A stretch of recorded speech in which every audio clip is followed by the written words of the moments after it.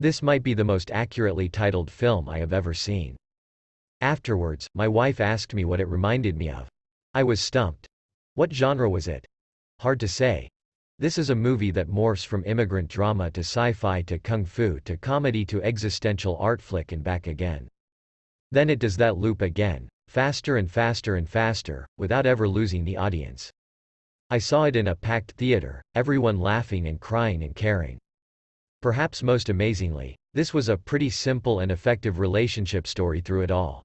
I don't know if I would rather watch it again right now or watch a documentary about how the film took shape. Either way, I'm glad it exists. I lamented multiverse stories after the last MCU film, and I guess I have to take that back now. It is possible to tell wildly imaginative genre-bending multiverse stories.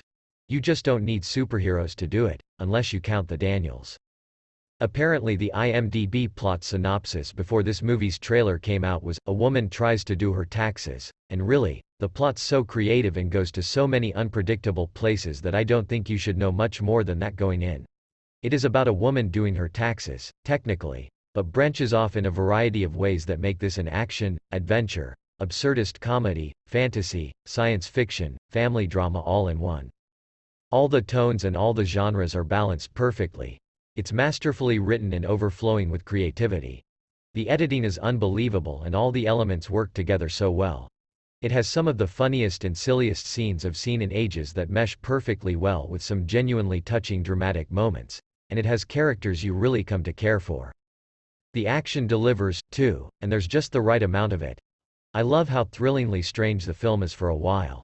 Then you begin to make sense of it, and then it just keeps expertly piling more and more layers on, and does so over a fast-paced 139 minutes in a way where it never actually falls apart. Also, it has some of the best film references, parodies I've ever seen, for sure. All the acting is fantastic, too, and everyone understood the insane vision the directors were trying to achieve, and played their parts perfectly. Michelle Yeoh is maybe the best she's ever been here, and Stephanie Hsu, Ke Huy Quan, and Jamie Lee Curtis are all great too. Maybe original ideas are becoming harder and harder to come by. But for as long as movies like Everything Everywhere All at Once are coming out, the medium of film will never be truly artistically bankrupt.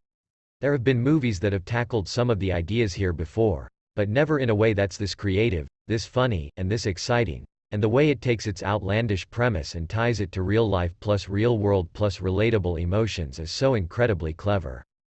I haven't seen every movie of the 2020s of course, but as of writing this is my favorite movie of the 2020s so far. I hope it performs extremely well at the box office and gets awards recognition, because it deserves it. Believe the hype. Go in knowing as little as possible. See this movie.